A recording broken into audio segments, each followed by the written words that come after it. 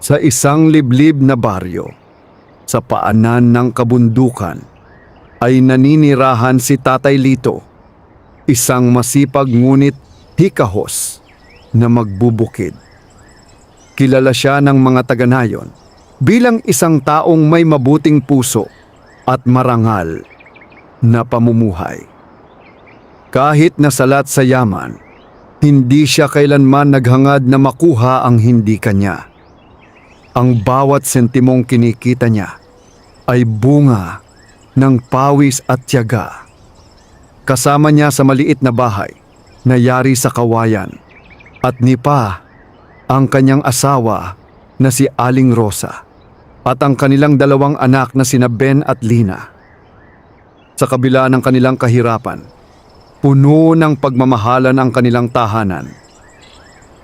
Araw-araw ay madaling gumigising si Tatay Lito upang magtungo sa kanyang maliit na taniman ng gulay.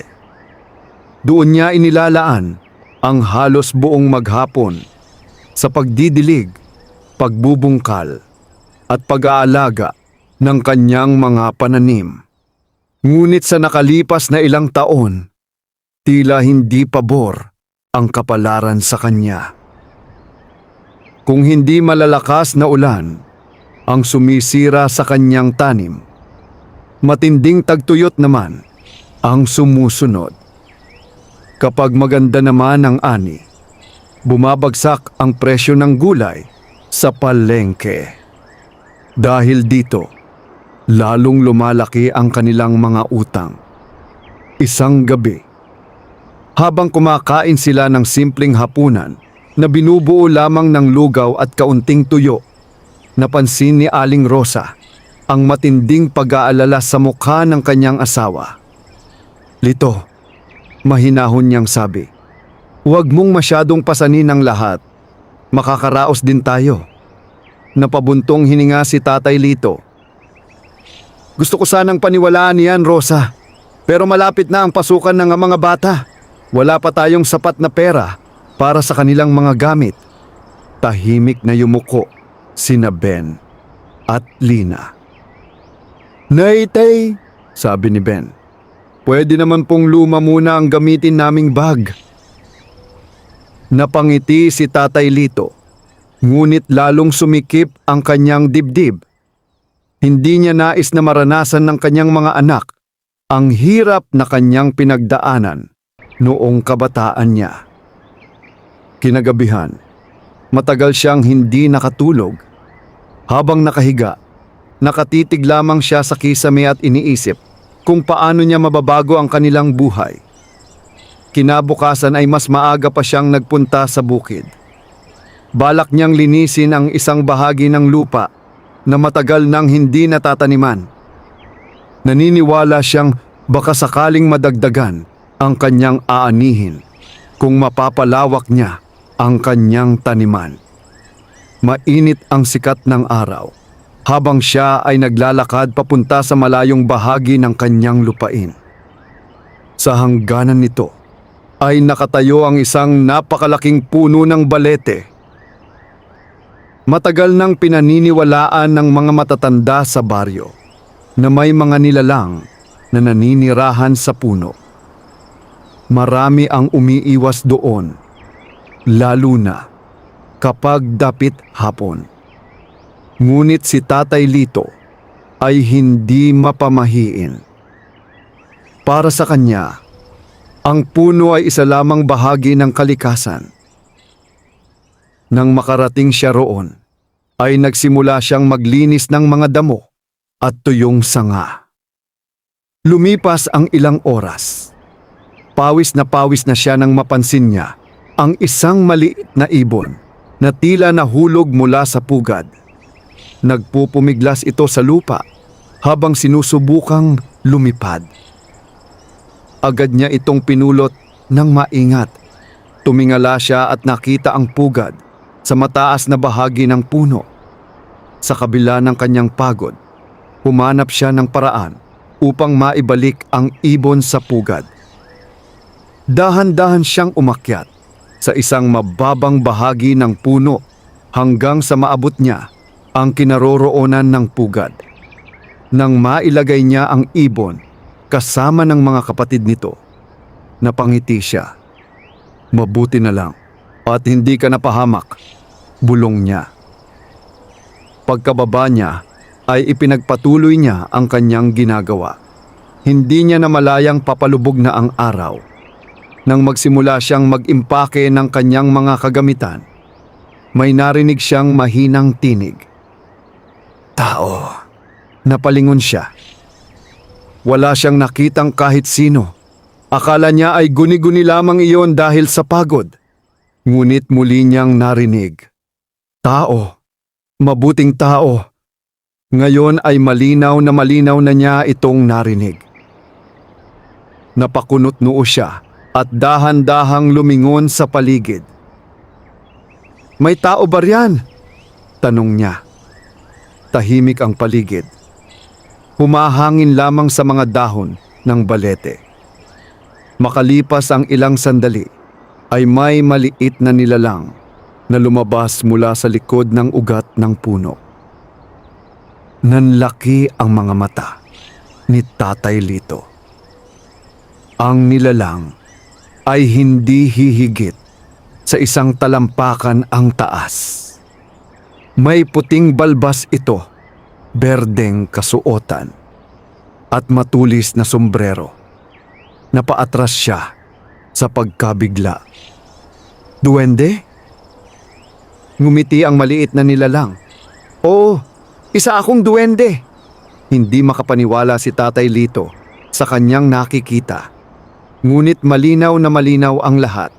Hindi ito panaginip. Hindi rin ito guni-guni. Ako si Doro, sabi ng duwende. Matagal na akong naninirahan sa baleteng ito.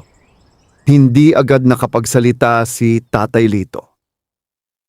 Sa buong buhay niya, ay ngayon lamang siya nakakita ng tunay na duwende. Bakit ka nagpakita sa akin? Tanong niya. Dahil nakita ko ang kabutihan ng iyong puso. Lalong nagtaka si Tatay Lito. Anong ibig mong sabihin? Nakita kitang iligtas ang munting ibon. Marami na ang dumaan dito ngunit walang nag-abalang tulungan niyon. Ikaw lamang. Napakamot siya sa ulo. Maliit na bagay lang naman iyon. Umiling ang duwende. Walang maliit na kabutihan para sa mga nilalang na marunong magpasalamat. Tumahimik ang paligid. Maging ang hangin ay tila huminto. Pagkatapos ay itinuro ng duwende ang isang bahagi ng mga ugat ng balete. May nais akong ibigay sa iyo. Dahan-dahang umangat ang isang makapal na ugat. Sa ilalim nito ay lumitaw ang isang lumang kariton. Gawa ito sa kahoy, ngunit kapansin-pansing matibay. Bagamat luma ang itsura nito. Tila maingat itong inalagaan sa loob ng maraming taon. Nagulat si Tatay Lito. Kariton? Oo, sagot ng duwende. Ngunit bakit mo ito ibibigay sa akin? Dahil kailangan mo ito. Lumapit siya upang masdan ang kariton. May mga ukit itong kakaiba sa magkabilang gilid. Mga hugis dahon, bunga, at mga halamang hindi niya pa nakikita. Anong espesyal dito? Tanong niya. Ngumiti si Doro. Ang karitong iyan ay biyaya para sa taong marunong magpahalaga sa kanyang pinaghirapan. Hindi ko naiintindihan. Maiintindihan mo rin sa tamang panahon, lalong lumalim ang kanyang pagtataka.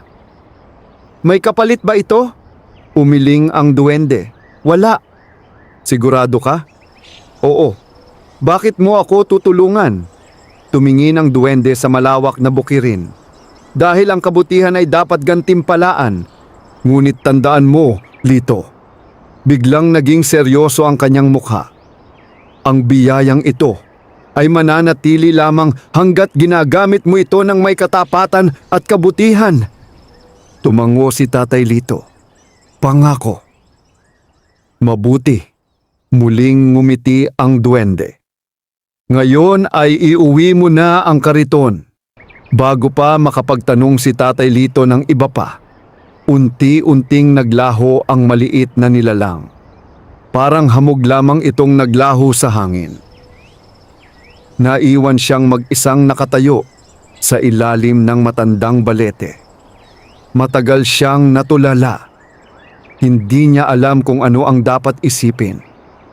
Ngunit naroon ang kariton. Totoong totoo. Maingat niya itong hinawakan.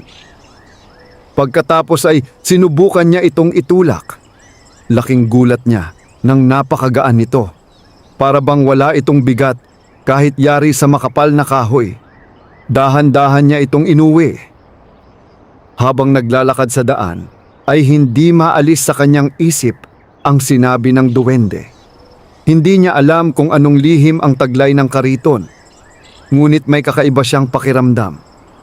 Pakiramdam niya ay may malaking pagbabago nang papalapit sa kanilang buhay.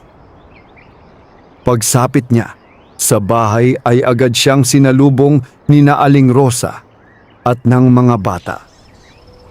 "Tay, saan mo nakuha iyan?" tanong ni Lina. "Napakaganda naman ng kariton," dagdag ni Ben. Tinitigan ni Tatay Lito ang lumang kariton. Pagkatapos ay tumingin siya sa kanyang pamilya. Hindi pa niya alam kung paano ipaliliwanag ang nangyari. Ngunit sa kaibuturan ng kanyang puso, ramdam niyang ito pa lamang ang simula ng isang pambihirang paglalakbay. Maagang maaga pa lamang ay gising na si Tatay Lito. Halos hindi siya nakatulog sa buong magdamag dahil sa pag-iisip tungkol sa karitong iniuwi niya mula sa ilalim ng matandang balete. Paulit-ulit niyang inalala ang bawat salitang sinabi ng duwendeng si Doro. Ang biyayang ito ay mananatili lamang hanggat ginagamit mo ito ng may katapatan at kabutihan. Hindi niya alam ang tunay na kahulugan ng mga salitang iyon. Ngunit isang bagay ang tiyak niya. Hindi ordinaryong kariton ang nasa kanilang bakuran. Paglabas niya ng bahay, ay nadatnan niyang nakaupo na si Aling Rosa sa may hagdanan.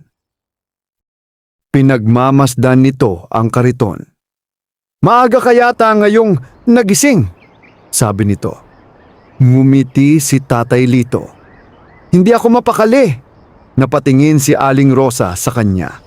"Hanggang ngayon ay hindi mo pa rin sinasabi kung saan mo talaga nakuha iyan." Nag-atubili siya. Alam niyang mahirap paniwalaan ang kwento tungkol sa duwende. Ngunit ayaw rin niyang magsinungaling sa asawa. Kaya't ikinuwento niya ang lahat. Mula sa ibong kanyang iniligtas hanggang sa pagpapakita ni Doro at sa pagbigay nito ng kariton. Tahimik lamang na nakinig si Aling Rosa. Nang matapos siya, ay ilang sandali itong hindi nagsalita. "Kung iba ang nagkwento sa akin yan, baka hindi ako naniwala." Napangiti si Tatay Lito. "Ako man ay hirap pa ring paniwalaan." Totoo man o hindi, isang bagay ang sigurado. "Ano iyon?" "Mukhang matibay ang kariton." Napatawa silang dalawa. Minsan, sa gitna ng kahirapan, ang simpleng tawanan ang nagbibigay ng lakas ng loob. Maya-maya pa ay nagtungo na si Tatay Lito sa kanyang taniman. Maganda ang ani ng ilang bahagi ng bukid. May mga talong, sitaw, ampalaya, pechay, at kamatis na maaari nang ipagbili sa palengke. Dati ay nahihirapan siyang dalhin ang mga ito. Kadalasan ay ilang sako lamang ang kaya niyang isakay sa lumang kariton na hiniram niya noon sa kapitbahay. Ngunit ngayon ay nais niyang subukan ang bagong kariton. Isa-isa niyang inilagay ang mga gulay. Nang mapuno ang kariton ay nagtaka siya. Hindi ito bumigat, parang walang laman. Napakamot siya sa ulo. Baka maganda lamang talaga ang pagkakagawa nito. Nagpatuloy siya sa pagsakay ng mga gulay. Dagdag pa at dagdag pa. Ngunit nananatili pa rin ang gaan nito. Unti-unting kumunot ang kanyang noo. Hindi na normal ang nangyayari. Nang halos maubos na ang kanyang ani, ay saka lamang siya tumigil. Karaniwang 2 biyahe ang kailangan niya upang madala ang lahat ng gulay sa bayan. Ngunit ngayon ay nasa iisang kariton lamang ang lahat. At madali pa rin itong itulak. Tahimik siyang naglakad patungong palengke.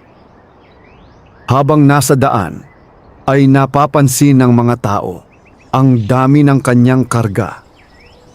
"Lito, parang dumami yata ang ani mo," sigaw ng isang magsasaka. Ngumiti lamang siya. Nagkataon lang. Ngunit sa kanyang isip ay nagsisimula ng mabuo ang isang hinala. Pagdating sa palengke, ay agad niyang inayos ang kanyang mga paninda. Hindi nagtagal ay dumagsa ang mga mamimili. Kilala si Tatay Lito sa pagbebenta ng sariwang gulay, kaya marami na siyang suki. Bandang tanghali ay halos ubos na ang kanyang paninda. Masaya siyang binilang ang kinita.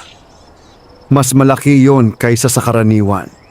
Ngunit habang inaayos niya ang mga natitirang gulay, ay napansin niya ang isang bagay. May laman pa rin ang kariton. Napakunot noo siya.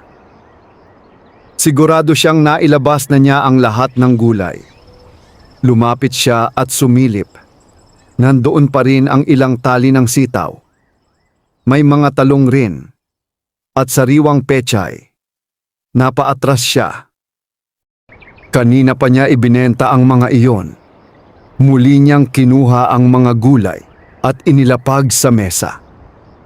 Makalipas ang ilang minuto ay muli siyang sumilip. Nanlaki ang kanyang mga mata. May laman na naman ang kariton. Parang may bagong ani na lumitaw. Hindi siya makapaniwala. Muli niya itong sinubukan. Kumuha siya ng 5 pirasong talong. Ibinenta. Pagkatapos ay sumilip ulit. May 5 talong na namang nakalagay. Parang hindi nababawasan. Biglang bumilis ang tibok ng kanyang puso. Naalala niya ang duwende. Naalala niya ang mga salitang binitiwan nito. Dahan-dahan siyang napaupo. Hindi niya alam kung matutuwa o matatakot. Hindi pa siya nakakabawi sa pagkabigla nang may lumapit na matandang babae. Payat ito at mukhang pagod na pagod. May dala itong maliit na bayong. "Tatay Lito," mahina nitong sabi. "Opo." "May natira pa ba kayong gulay?" "Meron pa po." Napayuko ang matanda. "Pasensya ka na, kaunti lang ang pera ko." Ipinakita nito ang ilang baryang hawak. Hindi sapat ang mga iyon upang makabili ng kahit kalahati ng karaniwang halaga. Naawa si Tatay Lito. Naalala niya ang mga panahong sila rin ay walang maipambili ng pagkain. Ngumiti siya. "Kunin ninyo na po ang kailangan ninyo." Nagulat ang matanda. "Pero kulang ang pera ko." "Wala pong problema. Hindi maaari." "Maaari po. Ituring ninyo na lamang na tulong." Nangilid ang luha sa mga mata ng matanda. Maraming beses itong nagpasalamat bago umalis. Matapos iyon, ay muling sumilip si Tatay Lito sa kariton. At muli siyang namangha. Mas marami pa ang gulay kaysa kanina. Parang lalong dumami. Doon niya tuluyang naunawaan.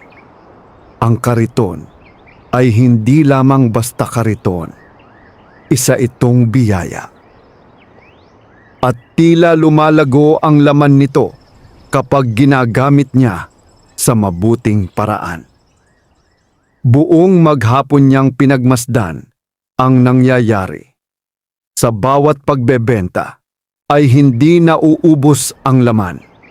Sa bawat pagtulong niya sa nangangailangan ay tila lalo pang sumasagana ang mga gulay.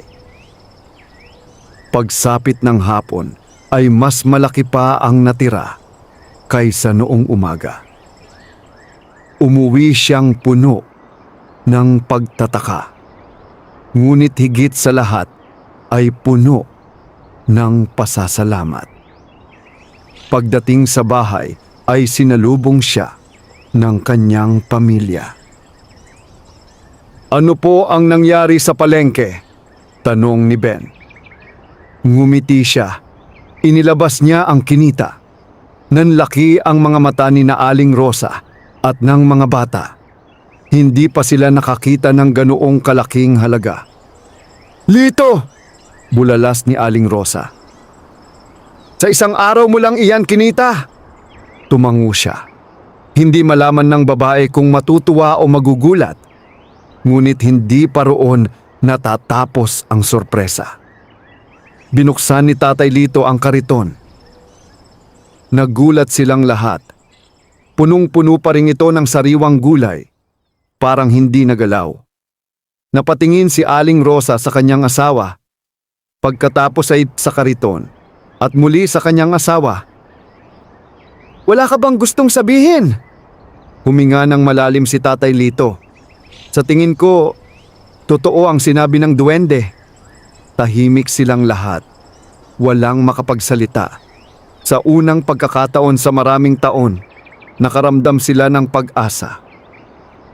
Ngunit hindi nila alam na may isang pares ng mata ang nakamasid sa kanilang bakuran mula sa dilim. At ang taong iyon ay nagsisimula ng magtaka kung bakit biglang nagbago ang kapalaran ni Tatay Lito. Lumipas ang ilang araw mula nang madiskubre ni Tatay Lito ang hiwagang taglay ng kariton. Araw-araw ay dinadala niya ito sa palengke na puno ng sariwang gulay at araw-araw din ay umuwi siyang may mas malaking kita kaysa dati. Sa kabila nito, hindi nagbago ang kanyang ugali. Nanatili siyang mapagkumbaba at matulungin sa kapwa. Kapag may matandang walang pambili, binibigyan niya ng gulay.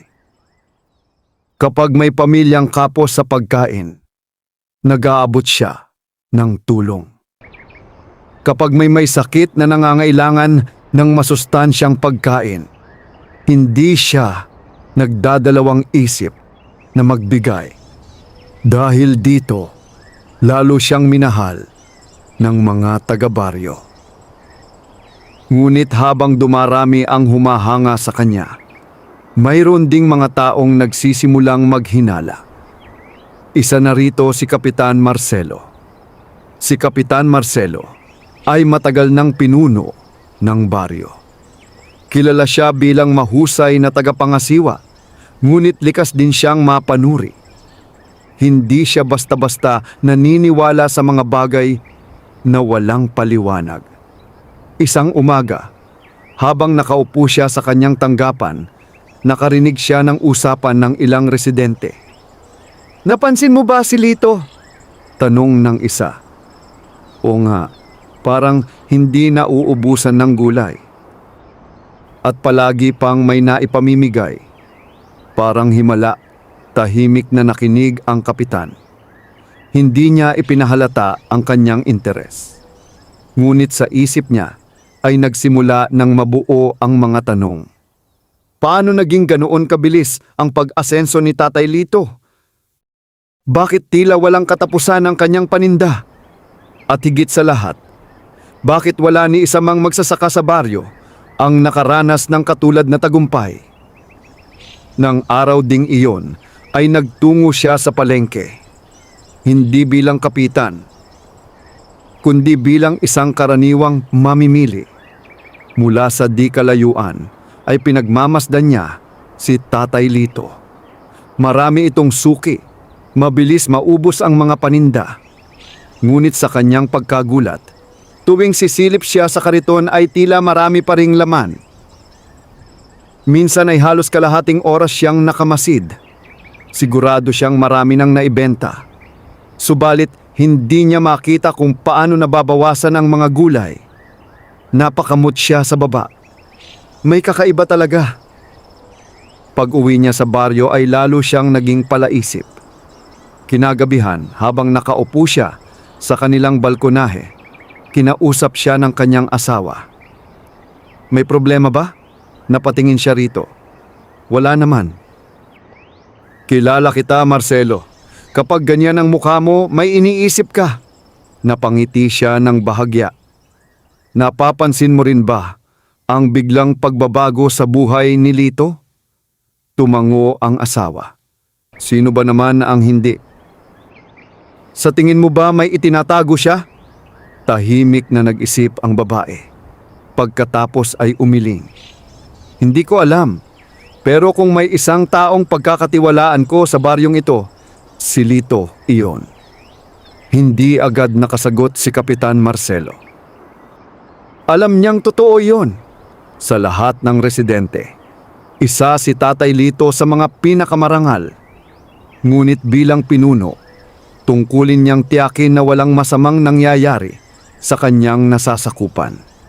Kinabukasan ay nagpasya siyang kausapin si Tatay Lito. Nagkataong nasa bukid ito nang dumating siya. Masiglang, nagdidilig ng mga tanim. Magandang umaga, Kap! Napangiti si Kapitan Marcelo.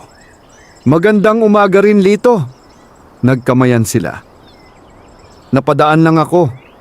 Halika po. Pinaupo siya ni Tatay Lito sa ilalim ng isang puno ng mangga. Ilang sandali silang nagkwentuhan tungkol sa ani, panahon at mga pangangailangan ng baryo. Pagkatapos ay diretsyong nagtanong ang kapitan. Lito, may itatanong sana ako. Opo, paano mo nagagawa? Napakunot noo si Tatay Lito. Ang alin po? Ang pagdami ng iyong gulay. Sandaling natigilan si Tatay Lito. Hindi niya inaasahan ang tanong. Mabait ang kapitan. Ngunit hindi pa rin niya alam kung dapat bang sabihin ang lihim ng kariton. Paano kung hindi siya paniwalaan? Paano kung kumalat ang balita? Paano kung may maghangad na kunin ang biyaya? Napansin ng kapitan ang kanyang pag-aalinlangan. Huwag kang mag-alala, sabi nito.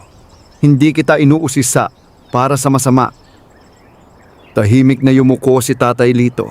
Nais niyang magsabi ng totoo. Ngunit may pakiramdam siyang hindi pa yon ang tamang panahon. Mas pinagbuti ko lang po ang pagtatanim. Hindi nagsalita ang kapitan. Narinig niya ang sagot. Ngunit ramdam niyang hindi iyon ang buong katotohanan. Gayunman, hindi na siya nagpumilit. Tumayo siya. Nauunawaan ko. Nagulat si Tatay Lito. Hindi niya inaasahang ganoon kadali matatapos ang usapan. Bago umalis ang kapitan ay tumingin ito sa malawak na bukirin. Alam mo, Lito, hindi lahat ng biyaya ay para lamang sa may-ari nito. Napatingin si Tatay Lito. Kapag may kakayahan tayong tumulong sa iba, lalo tayong pinagpapala. Ngumiti ang kapitan. Pagkatapos ay nagpaalam na ito. Matagal na pinag-isipan ni Tatay Lito ang mga salitang iyon. At habang siya ay nag-iisip, may isa namang taong nakikinig mula sa likod ng mga puno. Si Mang Cardo. Isa siyang mangangalakal sa bayan. Matagal na niyang pinapangarap na maging pinakamayamang negosyante sa lugar. Ngunit nitong mga nakaraang linggo, napansin niyang maraming mamimili ang mas pinipiling bumili kay Tatay Lito. Dahil mas sariwa ang gulay, mas mababa ang presyo, at mas mabait ang nagtitinda. Unti-unting bumababa ang kanyang kita at hindi niya iyon matanggap. Nang marinig niya ang usapan ni na Kapitan Marcelo at Tatay Lito, lalo siyang nagtaka. May lihim. Sigurado siya at determinado siyang malaman kung ano iyon. Kinagabihan, habang nakahiga si Tatay Lito, muli niyang naalala ang sinabi ng duwending si Doro. Ang biyayang ito ay mananatili lamang hanggat ginagamit mo ito ng may katapatan at kabutihan. Noon niya napagtanto na hindi lamang pala ito isang regalo. Isa rin itong pagsubok. Isang pagsubok kung paano niya gagamitin ang biyayang ipinagkatiwala sa kanya. Ngunit habang lumalalim ang kanyang pag-unawa, may isa namang taong unti-unting nilalamon ng inggit. At ang taong iyon ay naghahanda ng sundan siya upang matuklasan ang lihim ng mahiwagang kariton. Sa bawat araw na lumilipas, lalong sumasagana ang buhay ni Tatay Lito. Hindi man siya yumaman ng biglaan, sapat ang kanyang kinikita upang mabayaran ang kanilang mga utang, makabili ng masustansyang pagkain para sa pamilya, at makapag-ipon para sa pag-aaral ni na Ben at Lina. Ngunit higit sa lahat, hindi na siya natutulog gabi-gabi na puno ng pag-aalala. Sa unang pagkakataon matapos ang maraming taon, nakakaramdam siya ng kapanatagan. Samantala, sa kabilang panig ng bayan, kabaligtaran naman ang nangyayari kay Mang Cardo. Nakaupo siya sa loob ng kanyang bodega habang nakatitig sa mga bayong ng gulay na hindi na ibebenta. Marami sa mga ito ay nagsisimula ng malanta. Ang ilan ay kailangan ng itapon. Sa bawat araw na lumilipas, paliit ng paliit ang kanyang kita. Mabigat ang kanyang pakiramdam. Ngunit hindi dahil sa kakulangan ng pera, kundi dahil sa inggit. Hindi niya matanggap na ang isang simpleng magsasaka na dati halos kapantay lamang niya ng kalagayan ay unti-unting nagiging mas matagumpay. Hindi ito normal, bulong niya sa sarili. May itinatago siya. Sa kanyang isip ay walang ibang paliwanag. Sigurado siyang may lihim si Tatay Lito at determinado siyang matuklasan iyon. Kinabukasan, hindi siya nagtungo sa kanyang tindahan. Sa halip maaga pa lamang ay nagtago na siya malapit sa bahay ni Tatay Lito. Mula sa likod ng mga puno ay pinagmamasdan niya ang bawat kilos nito. Nakita niyang inilabas ni Tatay Lito ang mahiwagang kariton. Nakita niyang isinakay nito ang mga gulay. At nakita rin niyang nagtungo ito sa palengke. Tahimik siyang sumunod. Buong araw niyang minanmanan ang magsasaka at habang tumatagal ay lalo siyang naguguluhan. Paulit-ulit niyang nakikitang nagbebenta si Tatay Lito. Ngunit tila hindi nababawasan ang laman ng kariton. Minsan pa nga ay parang mas dumadami pa. Nagsimulang kumabog ng mabilis ang kanyang dibdib. May hiwaga nga. Sigurado na siya. Pagsapit ng hapon ay umuwi si Tatay Lito. Hindi naman agad umalis si Mang Cardo. Nagtago siya malapit sa bakuran at naghintay hanggang sa dumilim ang paligid. Lumipas ang ilang oras.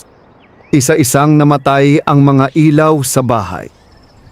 Tahimik na ang buong baryo. Dahan-dahan siyang lumapit sa kariton.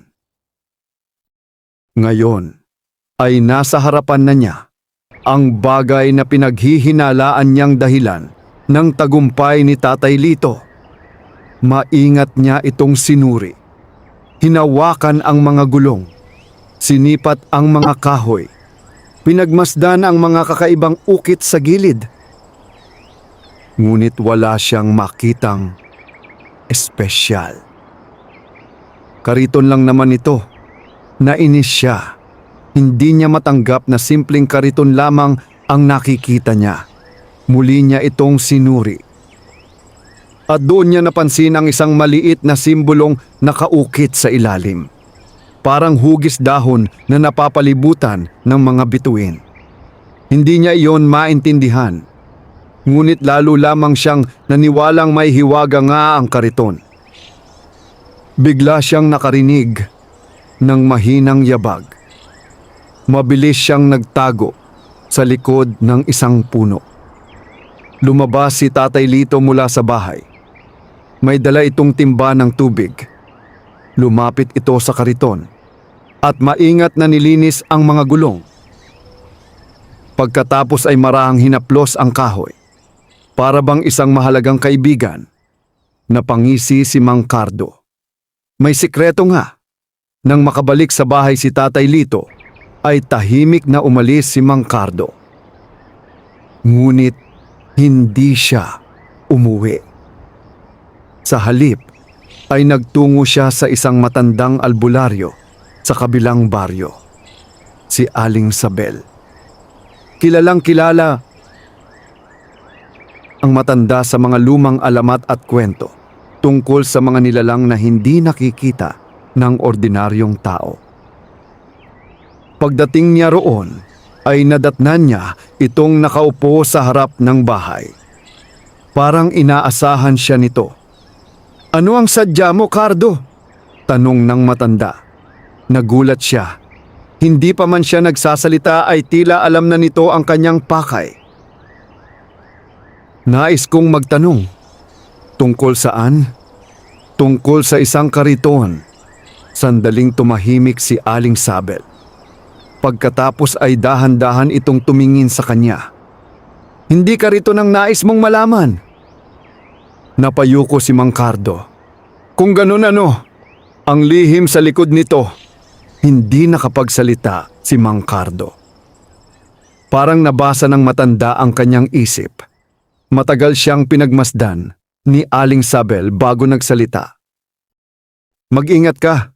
"Bakit?" "May mga biyayang hindi dapat inaangkin ng taong hindi karapat-dapat." Napakunot noo siya. "Hindi ko maintindihan." "May mga regalo ang kalikasan na ibinibigay lamang sa mga taong may malinis na puso." Nagsimulang mainis si Mang Cardo. Hindi ito ang gusto niyang marinig. "Hindi ako naniniwala sa mga palaisipan." Umiling ang matanda. "Kung ganoon, huwag mo nang hanapin ang sagot." Tumayo si Mang Cardo. Lalo lamang siyang nabigo. Ngunit habang siya ay papaalis, ay muli siyang tinawag ng matanda.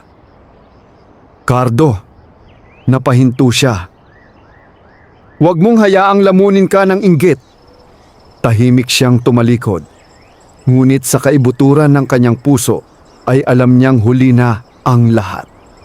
Sapagkat matagal na siyang nilalamon ng inggit. At sa bawat araw na lumilipas, lalo itong lumalakas. Kinabukasan ay muli niyang sinundan si Tatay Lito. Sa pagkakataong ito ay nakita niyang nagtungo ito sa bahagi ng bukid malapit sa matandang balete. Kaagad siyang nagtago sa mga damuhan. Mula roon ay pinagmamasdan niya ang bawat kilos ng magsasaka. Nakita niyang huminto ito sa ilalim ng puno. Parang may kausap. Ngunit wala naman siyang ibang nakikitang tao. Paminsan-minsan ay tumatango si Tatay Lito. Minsan naman ay tila nakikinig. Nanlaki ang mga mata ni Mang Cardo. May kung sino roon, ngunit hindi niya makita. At doon, nagsimulang mabuo sa kanyang isip ang isang mapanganib na plano. Kung hindi niya malaman ang lihim sa pamamagitan ng pagmamasid, kukunin niya mismo ang kariton. At kapag nasa kanya na ito, mapipilitan ang lihim na magpakita. Habang naglalakad pa uwi si Tatay Lito ng araw na iyon, hindi niya alam na may panganib ng nag-aabang sa kanya. Isang panganib na hindi nagmumula sa mga bagyo, tagtuyot o kahirapan, kundi sa puso ng isang taong pinili ang inggit kaysa kabutihan. Mabigat ang ulap sa kalangitan ng gabing iyon. Malamig ang simoy ng hangin at halos walang marinig na ingay sa buong baryo. Ang mga bahay ay nakasara na at karamihan sa mga tao ay mahimbing nang natutulog. Sa loob ng kanilang tahanan, payapang nakahiga sina Tatay Lito, Aling Rosa, Ben at Lina. Hindi nila alam na may isang taong dahan-dahang gumagalaw sa dilim. Si Mang Cardo. Nakatago siya sa likod ng mga puno, malapit sa bakuran. Kanina pa niya minamasdan ang bahay. Kanina pa rin niya hinihintay na tuluyang lumalim ang gabi. Nang matiyak niyang wala ng gising, saka siya marahang lumapit. Mabilis ang tibok ng kanyang puso. Hindi dahil sa takot, kundi dahil sa pananabik. Sa kanyang isip, kapag napasakamay niya ang kariton, magbabago ang kanyang buhay. Hindi na siya kailanman maghihirap. Hindi na niya kailangang magtrabaho ng mabigat. Hindi na siya mahihigitan ng kahit sino. Tahimik siyang nakapasok sa bakuran. Nakita niya ang kariton na nakaparada sa tabi ng bahay. Nasisinagan ito ng mapusyaw na liwanag ng buwan. Sa unang tingin ay ordinaryo pa rin itong kahoy na kariton. Ngunit para kay Mang Cardo, para itong isang kayamanang walang kapantay. Lumapit siya at agad niyang hinawakan ang hawakan nito. Biglang umihip ang malamig na hangin. Napatingin siya sa paligid. Tahimik pa rin. Walang tao. Walang kakaiba. Kaya't muli niyang hinawakan ang kariton at dahan-dahan itong itinulak palabas ng bakuran. Sa kanyang pagtataka, napakagaan nito. Parang kusa itong sumusunod sa kanya. Napangiti siya. Sa wakas, bulong niya. Hindi nagtagal ay nakalayo siya sa bahay ni Tatay Lito. Dinala niya ang kariton sa isang lumang bodega na pag-aari niya sa gilid ng bayan. Doon niya ito itinago. Pagkapasok niya ay agad niyang isinara ang malaking pinto. Ngayon ay wala nang makakakita sa kanya. Wala nang makakaagaw. At higit sa lahat, wala nang makakapigil sa kanya. Lumapit siya sa kariton. Nakangiti. Punong-puno ng pag-asa. Sige nga, sabi niya. Pakita mo ang hiwaga mo. Kumuha siya ng ilang lumang bayong at inilagay sa loob ng kariton. Wala namang nangyari. Naglagay siya ng ilang gulay. Tahimik pa rin. Nag-antay siya. Lumipas ang ilang minuto. Pagkatapos ay 1 oras. Wala pa rin. Unti-unting nawala ang kanyang ngiti. Muling sumagi sa isip niya ang mga salitang binitiwan ni Aling Sabel. May mga biyayang hindi dapat inaangkin ng taong hindi karapat-dapat. Umiling siya. Ayaw niyang paniwalaan iyon. Hindi maaaring nagkamali siya. Muli niyang sinubukan. Sa pagkakataong ito ay pinuno niya ng gulay ang kariton. Pagkatapos ay kumuha siya ng isa at inilapag sa mesa. Nag-antay siya. Wala pa ring nangyari. 1 pa, wala. 10, wala. Lumipas ang buong magdamag. Ngunit hindi dumami ang laman ng kariton. Hindi rin nagpakita ang anumang hiwaga. Parang ordinaryong kariton lamang ito. Sa kabilang banda, maagang nagising si Tatay Lito kinabukasan. Gaya ng nakasanayan, agad siyang lumabas ng bahay. Ngunit pagdating niya sa bakuran, ay bigla siyang natigilan. Nawala ang kanyang kariton. Nanlaki ang kanyang mga mata. Mabilis niyang nilibot ang paligid. Baka nailipat lamang niya. Baka nasa likod ng bahay. Baka nasa kamalig. Ngunit saan man siya tumingin, wala ito. Lumabas si Aling Rosa. "Lito, ano ang nangyari?" Hindi agad siya nakasagot. Nawala ang kariton. Biglang namutla ang babae. "Ano? May kumuha." Nagkatinginan sila. Pareho nilang alam ang ibig sabihin nito. Hindi lamang kariton ang nawala, kundi ang biyayang tumulong sa kanilang pamilya. Ilang sandali sila natigilan. Pagkatapos ay huminga ng malalim si Tatay Lito. "Hahanapin natin." Nagtipo ng ilang kapitbahay upang tumulong. Maging si Kapitan Marcelo ay agad na nakialam. Buong baryo ang naghanap, ngunit walang nakakita sa kariton. Habang lumilipas ang oras, lalo lamang nag-aalala si Tatay Lito. Hindi dahil sa pagkawala ng biyaya, kundi dahil sa taong kumuha nito. Naalala niya ang babala ni Doro. Ang biyayang ito ay mananatili lamang hanggat ginagamit mo ito ng may katapatan at kabutihan. Paano kung gamitin ito ng taong may masamang hangarin? Paano kung may mangyaring hindi maganda? Nang tanghaling iyon, ay nagpasya siyang magtungo sa matandang balete. Matagal siyang nakatayo sa ilalim ng puno. Tahimik. Umaasang muling magpapakita ang duwende at hindi siya nabigo.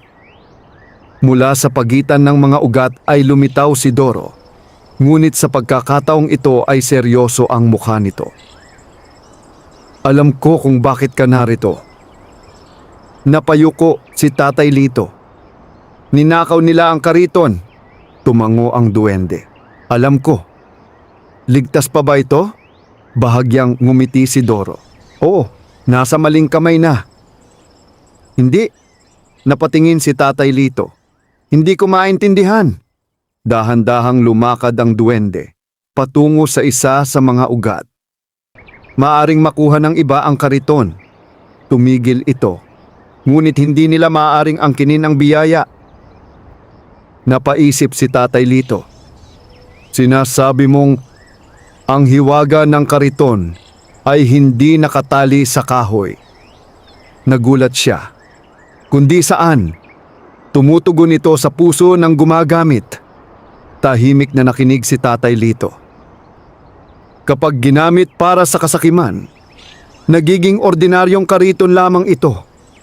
Unti-unting nawala ang bigat sa kanyang dibdib.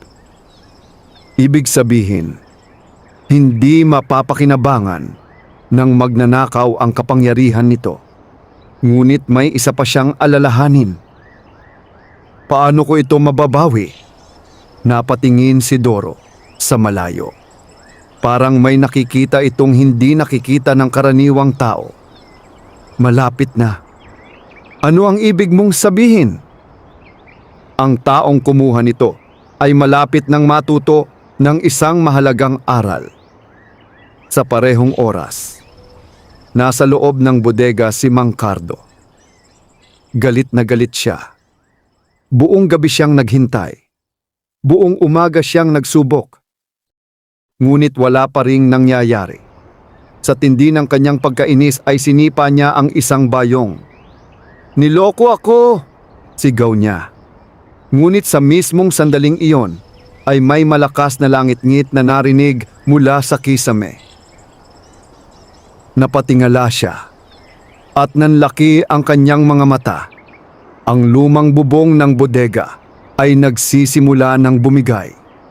Hindi niya alam na ang pagsubok na hinihintay niya ay magsisimula na. At kasama nito ang aral na matagal na niyang iniiwasang matutunan. Nanlaki ang mga mata ni Mang Cardo habang nakatitig sa kisame ng lumang bodega. Patuloy ang paglangit-ngit ng mga kahoy na haligi.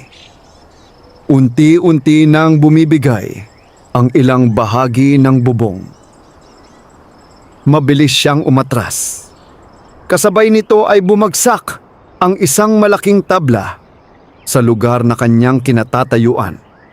Ilang sandali lamang ang nakalipas. Napahawak siya sa kanyang dibdib. Kung hindi siya nakaiwas, maaaring malubha siyang nasugatan. Ngunit sa halip na matakot, lalo siyang nagalit. Pakiramdam niya ay pinagkakaitan siya ng swerte. Pakiramdam niya ay may pumipigil sa kanya upang makuha ang biyayang inaasam. Agad niyang hinila ang kariton palayo sa bumabagsak na bahagi ng bodega. Pagkatapos ay lumabas siya. Pagkapasok ng sikat ng araw sa kanyang muka ay saka lamang siya nakahinga ng maluwag.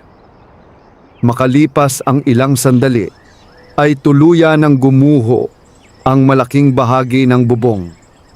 Napaupo siya sa isang bato. Pagod, galit, at nalilito. Hindi niya maintindihan kung bakit tila lahat ng kanyang plano ay nauuwi sa kabiguan. Sa kabilang banda, nagpapatuloy naman ang paghahanap ni Tatay Lito sa nawawalang kariton. Bagaman sinabi ni Doro na ligtas ang biyaya, hindi pa rin siya mapakali. Hindi dahil sa sarili niyang kapakanan, kundi dahil ayaw niyang may ibang taong mapahamak dahil sa kasakiman. Kinahapunan ay muling nagtipon ng ilang taga-baryo upang tumulong sa paghahanap. Kasama rito si Kapitan Marcelo. Habang sila ay nag-uusap, isang batang pastol ang lumapit. "Hinahanap niyo po ba ang lumang kariton?" Agad silang napatingin. "Oo," sagot ng kapitan. "May nakita ka ba?" Tumango ang bata. "Parang may nakita po akong kahawig nito malapit sa lumang bodega sa may sapa." Nagkatinginan sina Tatay Lito at Kapitan Marcelo. Kaagad silang nagtungo roon. Pagdating nila ay nakita nila ang bahagyang gumuhong gusali. At sa tabi nito ay nakatayo ang pamilyar na kariton. Tahimik na napabuntong hininga si Tatay Lito. Natagpuan din nila ito, ngunit wala si Mang Cardo. Hindi nila alam na ilang metro lamang ang layo nito, nakatago sa likod ng mga puno. Pinagmamasdan sila habang nakikita niya si Tatay Lito na papalapit sa kariton. May kakaibang pakiramdam na sumisikip sa kanyang dibdib. Hindi niya maipaliwanag. Hindi yon galit, hindi rin inggit, parang konsensya. Sa unang pagkakataon, matapos ang mahabang panahon, nakaramdam siya ng hiya. Naalala niya kung paano niya ninakaw ang kariton. Naalala niya kung paano niya hinangad ang biyayang hindi naman para sa kanya. At naalala rin niya ang mga salitang binitiwan ni Aling Sabel. "Huwag mong hayaang lamunin ka ng inggit." Tahimik siyang yumuko. Samantala, maingat na sinuri ni Kapitan Marcelo ang paligid. Walang senyales ng sapilitang pagkasira. Tumango si Tatay Lito. Hindi niya nais magsumbong. Hindi niya nais magparusa. Ang mahalaga sa kanya ay nabawi ang kariton. Habang inilalapit niya ang kamay sa hawakan nito, ay may naramdaman siyang kakaibang init. Parang isang matagal ng kaibigang muling nakauwi. Napangiti siya. Muling sumagi sa isip niya ang kabutihang ipinagkaloob ng duwende. Ngunit habang siya ay nakangiti, may isang luha namang dahan-dahang pumatak mula sa mga mata ni Mang Cardo. Hindi niya inaasahan iyon. Matagal na panahon na mula nang huli siyang umiyak. Noong kabataan niya, isa rin siyang mahirap na magsasaka. Masipag, mabait, at puno ng pangarap. Ngunit habang tumatagal ay unti-unti siyang nagbago. Naging sukatan niya ng tagumpay ang dami ng pera. Naging sukatan niya ng halaga ng tao ang yaman nito. At nang makita niyang umuunlad si Tatay Lito, sa halip na matuwa, ay inggit ang kanyang naramdaman. Tahimik siyang napaupo sa damuhan. Sa unang pagkakataon, nakita niya ang sarili niyang pagkakamali. Makalipas ang ilang minuto ay tumayo siya. Mabagal ang kanyang mga hakbang habang papalapit kina Tatay Lito. Nakita siya ni Kapitan Marcelo. Agad itong nagtaka. "Cardo?" Huminto siya sa kanilang harapan. Hindi siya makatingin ng diretsyo. Tahimik ang lahat. Walang nagsasalita. Pagkatapos ng ilang sandali ay huminga siya ng malalim. "Ako ang kumuha ng kariton." Parang huminto ang paligid. Napatingin sa kanya si Kapitan Marcelo. Maging si Tatay Lito ay nagulat. Hindi niya inaasahan ang pag-amin. Nagpatuloy si Mang Cardo. "Akala ko may lihim itong kayamanan." Napayuko siya. "Akala ko kapag nakuha ko ito, yayaman din ako." Tahimik pa rin ang lahat.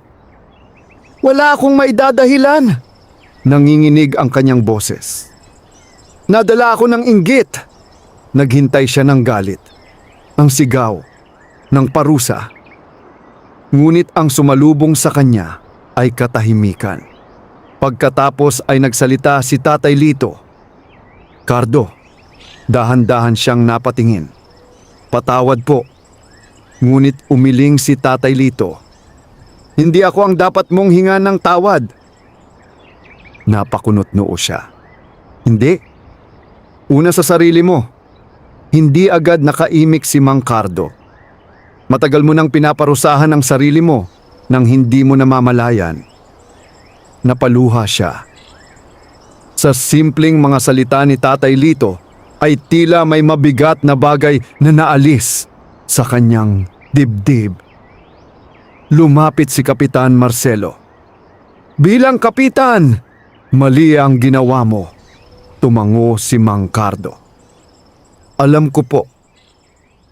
Ngunit mas mahalaga ang pag-amin kaysa pagtatago." Muli siyang yumuko.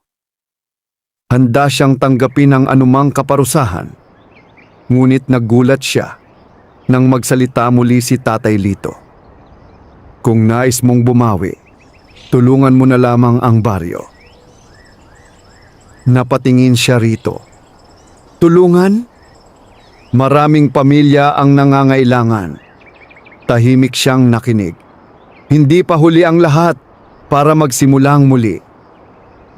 Sa unang pagkakataon, matapos ang maraming taon, nakaramdam si Mang Cardo ng pag-asa. Hindi dahil sa pera, hindi dahil sa kayamanan, kundi dahil may pagkakataon pa siyang magbago. Nang gabing iyon ay ligtas, na naibalik ang kariton sa bahay ni Tatay Lito. Ngunit may isang bagay na mas mahalaga ang naibalik kaysa rito. At iyon ay ang kabutihan sa pusong matagal ng natabunan ng kasakiman. Hindi pa alam ni Tatay Lito na ang pagbabagong iyon ay magiging simula ng mas malaking biyayang darating hindi lamang sa kanyang pamilya, kundi sa buong baryo. Mula nang maibalik ang mahiwagang kariton, tila naging mas payapa ang buhay sa baryo. Naging usap-usapan ang pag-amin ni Mang Cardo at ang pagpapatawad ni Tatay Lito. Marami ang humanga sa kababaang loob ng magsasaka. Kung ibang tao marahil ang nawalan ng mahalagang pag-aari, agad itong magsasampa ng kaso o maghahanap ng paraan upang makaganti. Ngunit hindi ganoon si Tatay Lito. Para sa kanya, mas mahalaga ang pagbabago ng puso kaysa kaparusahan. Samantala, si Mang Cardo naman ay nagsimulang tuparin ang kanyang pangako. Unti-unti niyang binago ang paraan ng kanyang pamumuhay. Hindi na siya nanlalamang sa mga mamimili. Hindi na rin siya nagsasamantala sa mga kapwa magsasaka. Sa halip, nagsimula siyang makipagtulungan sa kanila, bagaman hindi agad nabura ang kanyang mga pagkakamali sa isip ng ilang tao. Marami ang nakapansing tapat ang kanyang hangarin na magbago. Isang umaga, habang nag-aayos ng mga gulay, sa kariton si Tatay Lito, napansin niya ang ilang batang nakaupo sa tabi ng kalsada. Payat ang mga ito at mukhang gutom. Nakilala niya ang mga bata. Mga anak sila ng pamilyang naapektuhan ng matinding pagkakasakit ng kanilang ama. Ilang buwan nang hindi nakapagtatrabaho ang lalaki. Dahil dito, halos wala nang maipakain ang pamilya. Lumapit si Tatay Lito. "Mga bata, kumain na ba kayo?" Nagkatinginan ang mga ito. Pagkatapos ay mahiyain na umiling. Naramdaman niya ang kirot sa kanyang dibdib. Naalala niya ang mga panahong ganito rin ang kalagayan ng kanyang mga anak. Agad siyang kumuha ng mga sariwang gulay mula sa kariton. Pagkatapos ay nagtungo siya sa bahay ng mga bata. Nagulat ang kanilang ina nang makita siya. "Tatay Lito, bakit po kayo naparito?" Ngumiti siya. "May kaunting tulong lang." Iniabot niya ang mga gulay. Nanlaki ang mga mata ng babae. "Napakarami nito. Para po sa inyong pamilya." Nangilid ang luha ng babae. Hindi nito alam kung paano magpapasalamat. Ngunit pinigilan siya ni Tatay Lito. Wala pong anuman. Pag-uwi niya sa bahay ay muling sumilip si Tatay Lito sa kariton. At gaya ng dati, tila dumami na naman ang laman nito. Mas marami pa kaysa sa kanyang inilabas. Napailing siya habang nakangiti. Habang mas marami siyang natutulungan, lalo ring sumasagana ang biyaya. Makalipas ang ilang linggo, nagsimulang mapansin ng mga taga-baryo ang isang pagbabago. Dati-rati ay maraming pamilyang kapos sa pagkain. Ngayon ay unti-unti nang nababawasan ang bilang ng mga nagugutom. May mga gulay na naipapamahagi sa mga nangangailangan. May mga matatandang nakatatanggap ng libreng pagkain. May mga batang hindi na natutulog nang walang laman ng tiyan. Isang hapon ay ipinatawag ni Kapitan Marcelo ang mga residente sa plaza. Nagtaka ang lahat kung bakit. Nang kumpleto na ang mga tao, ay tumayo ang kapitan sa gitna. "Mga kababayan," panimula niya. "Tayong lahat ay saksi sa mga pagbabago sa ating baryo nitong mga nakaraang buwan." Tumango ang mga tao. Totoo iyon. Mas marami nang natutulungan. Mas maayos na ang kalagayan ng ilan. Nagpatuloy si Kapitan Marcelo.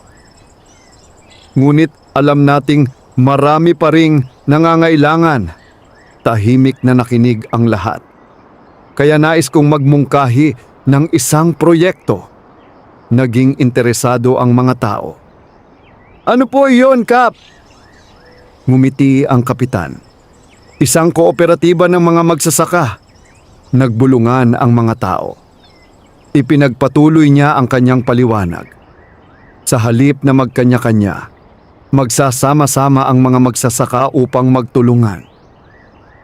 Magbabahagi ng kaalaman. Magtutulungan sa pagbebenta. at susuporta sa isa't isa kapag may problema. Marami ang natuwa, ngunit mayroon ding nagduda. Isa sa mga tumayo ay si Mang Cardo. Napatingin sa kanya ang lahat. Noon, kapag nagsasalita siya sa harap ng baryo, kadalasan ay para sa sarili niyang interes. Ngunit ngayon ay iba ang kanyang sasabihin. Sang-ayon ako sa mungkahi ng kapitan. Nagulat ang ilan. Nagpatuloy siya. Kung may natutunan man ako nitong mga nakaraan, iyon ay ang katotohanang mas malayo ang mararating ng pagkakaisa kaysa sa kasakiman. Tahimik ang lahat. Maraming hindi inaasahan ang mga salitang iyon mula sa kanya. Pagkatapos ay tumingin siya kay Tatay Lito. At isa si Lito sa nagturo sa akin yan. Napangiti si Tatay Lito. Hindi siya nagsalita, ngunit alam niyang taos puso ang pagbabago ni Mang Cardo. Nang matapos ang pagpupulong ay nagpasyang mga residente na itatag ang kauna-unahang kooperatiba ng baryo. Naging masigla ang lahat, parang may bagong pag-asang isinilang. Kinagabihan, matapos ang mahabang araw, nagtungo muli si Tatay Lito sa matandang balete. Naupo siya sa ilalim nito. Tahimik niyang pinagmasdan ang mga bituin. Maya-maya ay lumitaw si Doro mula sa pagitan ng mga ugat. Mukhang masaya ang duwende. Nakikita ko ang mga pagbabago. Ngumiti si Tatay Lito. Dahil sa biyayang ibinigay mo. Umiling si Doro. Hindi, napatingin siya rito. Ang kariton ay kasangkapan lamang. Nagtaka si Tatay Lito. Kung ganoon, ano ang tunay na dahilan? Tumingin ang duwende sa baryo, sa mga ilaw ng mga bahay, sa mga pamilyang nagsisimulang magkaroon ng pag-asa. Ang tunay na biyaya ay ang pusong marunong magbahagi. Tahimik si Tatay Lito. Ramdam niyang may katotohanan ang mga salita ng duwende. Kung naging sakim siya, matagal nang nawala ang kapangyarihan ng kariton. Kung inisip lamang niya ang sarili niyang pamilya, hindi sana nakinabang ang buong baryo. At marahil, hindi rin sana lumawak ang biyayang kanyang natatanggap. Habang nag-uusap sila, hindi nila alam na may isang bagong panganib na unti-unting papalapit. Sa kabilang bayan, may isang mayamang negosyante ang nakarinig ng balita tungkol sa baryong tila hindi nauubusan ng sariwang gulay. At nang marinig niya ang tungkol sa kariton ni Tatay Lito, nagising ang kanyang matinding pagnanais na mapasakamay ang lihim nito. Hindi tulad ni Mang Cardo na natutong magbago, ang taong ito ay mas makapangyarihan, mas maimpluwensya, at mas mapanganib. Lumipas ang ilang buwan at patuloy na umunlad ang baryo. Dahil sa pagkakaisa ng mga magsasaka at sa pagsisikap ng bawat isa, naging mas maayos ang kanilang kabuhayan. Ang kooperatibang itinatag sa pangunguna ni Kapitan Marcelo ay nagbunga ng maraming magagandang pagbabago. Mas marami ng ani ang naipagbibili sa bayan. Mas maayos na rin ang mga daan patungo sa mga bukirin. Unti-unti ring nabawasan ang mga pamilyang dumaranas ng matinding kahirapan. Naging masigla ang buong komunidad. Ngunit kasabay ng paglaganap ng magandang balita ay ang pagdating ng mga taong may ibang hangarin. Sa isang malaking bayan na ilang oras ang layo mula sa baryo, ay naninirahan si Don Emilio Villarreal. Isa siya sa pinakamayamang negosyante sa lalawigan. Mayroon siyang malalawak na lupain, mga bodega, at maraming negosyo. Kilalang kilala ang kanyang pangalan. Kapag may nais siyang makuha, kadalasan ay nakukuha niya. Ngunit sa kabila ng kanyang kayamanan, hindi siya kontento. Palagi siyang naghahanap ng mas marami pa. Mas malaking kita, mas malaking kapangyarihan, mas malaking impluwensya. Isang araw, habang sinusuri niya ang mga ulat mula sa kanyang mga tagapamahala, may isang balitang nakatawag ng kanyang pansin. "Don Emilio," sabi ng kanyang katiwala, "may kakaibang nangyayari sa isang baryo sa kabundukan." Napatingin siya. Kakaiba? May isang magsasakang nagngangalang Lito. Tahimik siyang nakinig. Marami pong nagsasabing hindi na uubusan ng gulay ang kanyang paninda. Napataas ang kanyang kilay. Ipinagmamalaki lamang siguro siya ng mga tao. Umiling ang katiwala. Hindi po. Maging ang mga mangangalakal ay nagtataka. Lalong naging interesado si Don Emilio. Ano pa? Nakakatulong siya sa maraming pamilya. Ngunit sa halip na maubusan, tila lalo pang sumasagana ang kanyang mga paninda. Tahimik na nag-isip ang negosyante. Hindi siya naniniwala sa mga himala. Ngunit naniniwala siya sa mga lihim. At para sa kanya, ang bawat lihim ay may halaga. Alamin ninyo ang lahat tungkol sa taong iyon. Opo, Don Emilio. Makalipas ang ilang araw, ay dumating ang kanyang mga tauhan sa baryo. Nagkunwari silang mga mamimili. Nakipag-usap sa mga residente. Nagtanong tungkol kay Tatay Lito. At hindi nagtagal ay narinig nila ang tungkol sa mahiwagang kariton. Bagaman walang sino man ang nakaalam ng buong katotohanan, sapat na ang kanilang nalaman upang lalong mausisa si Don Emilio.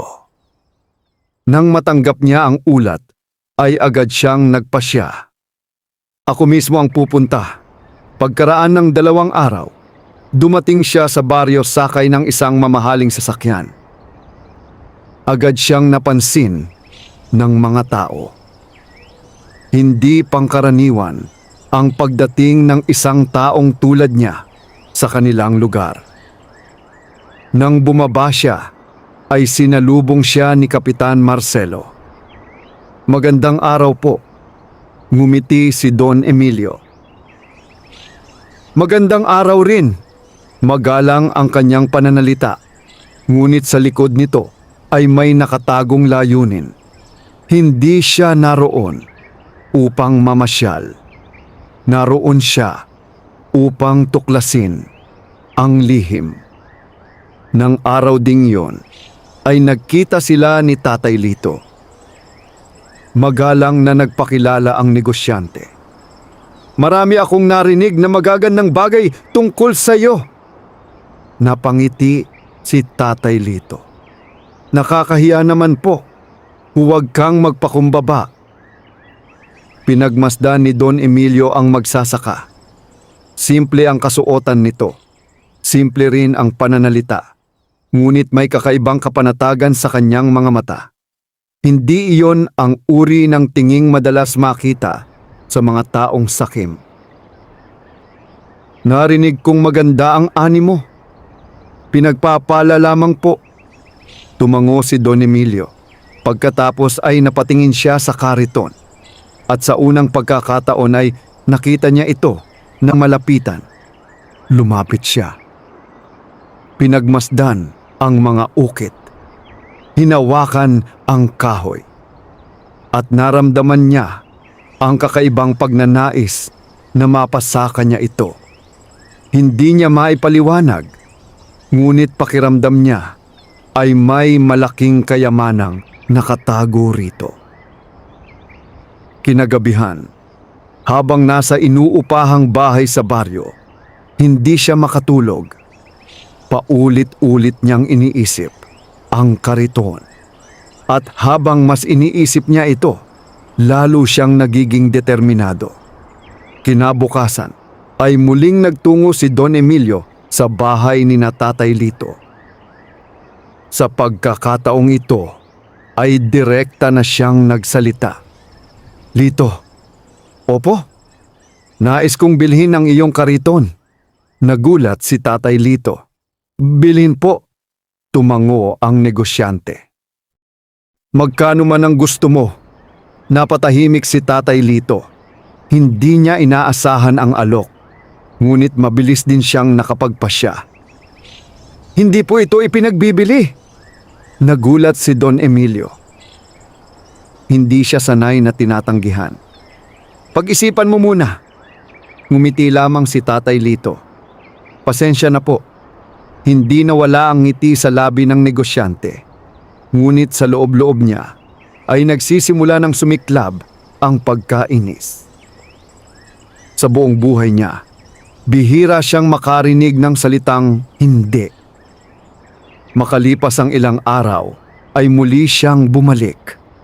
Sa pagkakataong ito, ay mas mataas ang alok. Sapat upang makabili ng malaking bahay. Sapat upang magkaroon ng maraming lupain. Ngunit muli siyang tinanggihan ni Tatay Lito. At muli, sa bawat pagtanggi, ay lalong nabubuo ang kanyang hinala. Kung ordinaryong kariton lamang ito, bakit hindi ito ipinagbibili? Ano ang tunay na lihim nito? Samantala, isang gabi ay muling nagtungo si Tatay Lito sa matandang balete. Doon niya nakita si Doro. Tahimik ang duwende habang nakatingin sa buwan. "May problema ka?" Tumango si Tatay Lito. "Iyong negosyante." Parang hindi na nagulat si Doro. "Alam ko. Pakiramdam ko ay hindi siya titigil."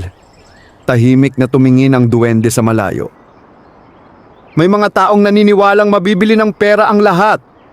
Napabuntong hininga si Tatay Lito. "Ano ang dapat kong gawin?" Ngumiti si Doro. "Wala." Napakunot noo siya. "Wala. Ang katotohanan ay hindi kailangang ipagtanggol ng kasinungalingan." Hindi agad niya naunawaan ang ibig sabihin nito. Ngunit may tiwala siya sa duwende. Bago mawala si Doro ay nagsalita ito muli. Malapit nang dumating ang pinakamahalagang pagsubok. Napatingin si Tatay Lito. "Anong pagsubok?" Ngunit naglaho na ang duwende. Naiwan siyang mag-isang nakatayo sa ilalim ng matandang balete. At habang iniisip niya ang mga salitang iyon, hindi niya alam na sa kabilang panig ng baryo ay gumagawa na ng plano si Don Emilio. Isang planong hindi lamang para makuha ang kariton, kundi para mapasakamay ang buong lupain kung saan nagsimula ang lahat. Ilang araw matapos ang kanyang huling pakikipag-usap kay Tatay Lito, nanatili si Don Emilio sa baryo. Bagaman magalang siyang makitungo sa mga tao, marami ang nakapansing tila may malalim siyang iniisip. Madalas siyang makita na nakatanaw sa mga bukirin, lalo na sa bahagi kung saan nakatayo ang matandang balete. Hindi alam ng karamihan na may nabuo na siyang plano. At sa kanyang palagay, wala itong magiging kapantay. Isang umaga ay ipinatawag niya si Kapitan Marcelo at ilan sa mga pangunahing magsasaka ng baryo. Naganap ang pagpupulong sa lumang bulwagang bayan. Nang makumpleto ang lahat, ay tumayo si Don Emilio. "Nais kong magbigay ng isang oportunidad sa inyong baryo." Nagkatinginan ang mga tao. Tahimik silang nakinig. "Matagal na akong naghahanap ng lugar kung saan maaaring magtayo ng malaking sentro para sa agrikultura. Nagpatuloy siya, "Kung papayag kayo, bibilhin ko ang malaking bahagi ng lupa sa paligid ng baryo." Nagkaroon ng bulungan sa loob ng bulwagan. Marami ang nagtaka. May ilan ding natuwa. Nagpatuloy ang negosyante. "Magtatayo tayo ng mga bodega, pasilidad para sa pagproseso ng ani at mga bagong daan." Tumango ang ilan. Mukhang maganda ang alok, ngunit may isang bagay na hindi agad napansin ng karamihan. Kasama sa lupang nais bilhin ni Don Emilio ang lugar kung saan naroroon ang matandang balete. At kabilang din dito ang bahagi ng lupang sinasaka ni Tatay Lito. Nang makita ni Kapitan Marcelo ang mapa, ay agad siyang napakunot noo. "Don Emilio," sabi niya, "kasama rito ang mga lupang matagal ng pag-aari ng mga magsasaka." Ngumiti ang negosyante. "At babayaran ko sila ng higit sa tunay na halaga nito." Tumahimik ang lahat. Malaking halaga ang inaalok niya. Sapat upang mabago ang buhay ng maraming pamilya. Ngunit sapat din upang mawala ang mga lupang minana pa nila sa kanilang mga ninuno. Nang matapos ang pagpupulong, ay naglakad pa uwi si Tatay Lito na mabigat ang isip. Pagdating sa bahay, ay agad siyang sinalubong ni Aling Rosa. "Ano ang nangyari?" Ikinuwento niya ang lahat. Tahimik na nakinig ang kanyang asawa. Nang matapos siya, ay napatingin ito sa malawak nilang bukirin. "Dito lumaki ang mga anak natin." Tumango si Tatay Lito. "Dito rin tayo nagsimula." Tahimik silang nagmuni-muni.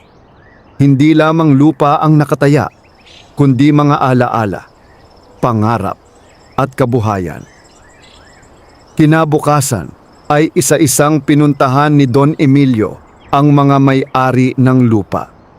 Bit-bit niya ang mga kasunduan at ang napakalalaking halagang handa niyang bayaran. Marami ang natukso. May ilang pamilyang baon sa utang. May ilang nangangailangan ng pera para sa pagpapagamot. May ilang nangangarap ng mas maginhawang buhay. Unti-unti, may mga nagsimulang pumayag. Ngunit hindi lahat. Isa sa mga matatag na tumanggi ay si Tatay Lito. Nang magharap silang muli ni Don Emilio, dala na ng negosyante ang kanyang huling alok. "Lito, bibigyan kita ng halagang hindi mo kailanman kikitain sa buong buhay mo." Tahimik na nakinig si Tatay Lito. "Bibili ako ng bagong bahay para sa pamilya mo." Hindi sumagot ang magsasaka. "Pag-aaralin ko ang mga anak mo sa pinakamagagandang paaralan." Tahimik pa rin siya. "At hindi mo na kailangang magtrabaho kahit kailan." Matagal bago nagsalita si Tatay Lito. "Napakaganda po ng inyong alok." Ngumiti si Don Emilio. Ngunit agad ding nawala ang kanyang ngiti nang marinig ang kasunod. "Pero hindi ko po maibebenta ang lupa." Naging seryoso ang mukha ng negosyante. "Bakit?" Tumingin si Tatay Lito sa malawak na bukirin. "Dahil hindi lahat ng mahalaga ay nasusukat ng pera." Tahimik na nakinig si Don Emilio. "Dito ako natutong magsikap," patuloy ni Tatay Lito. "Dito lumaki ang aking pamilya." Tumingin siya sa matandang balete sa malayo.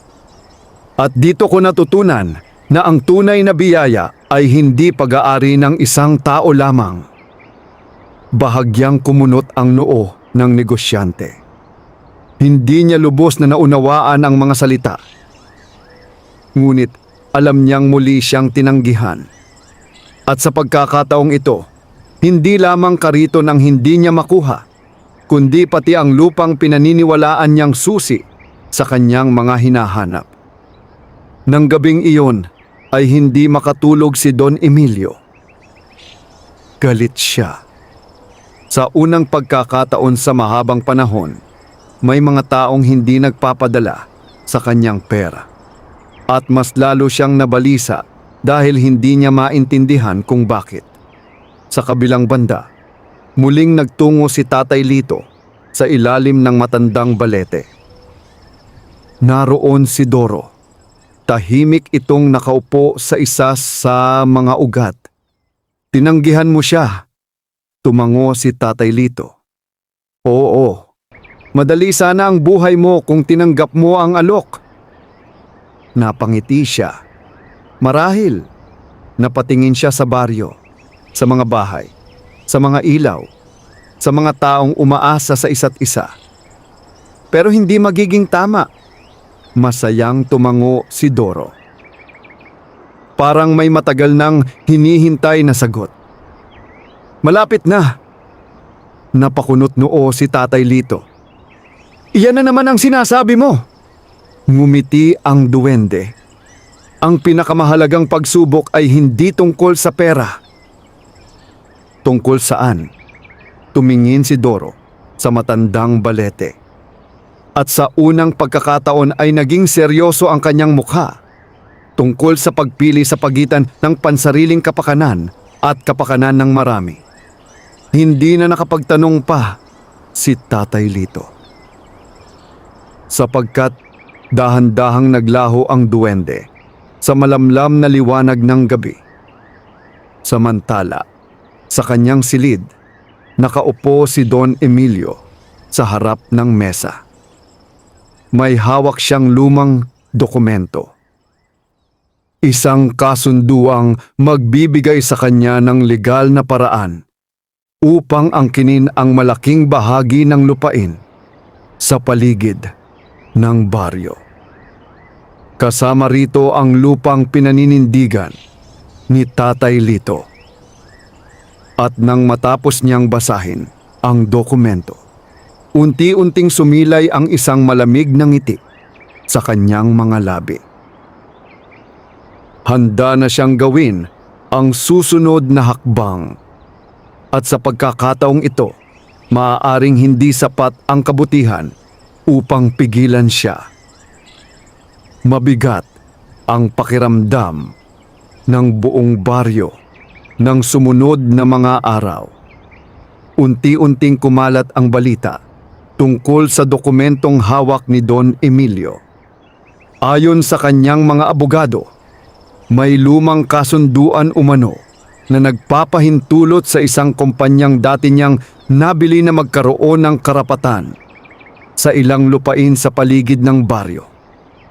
Marami ang naguluhan. Mas marami ang natakot.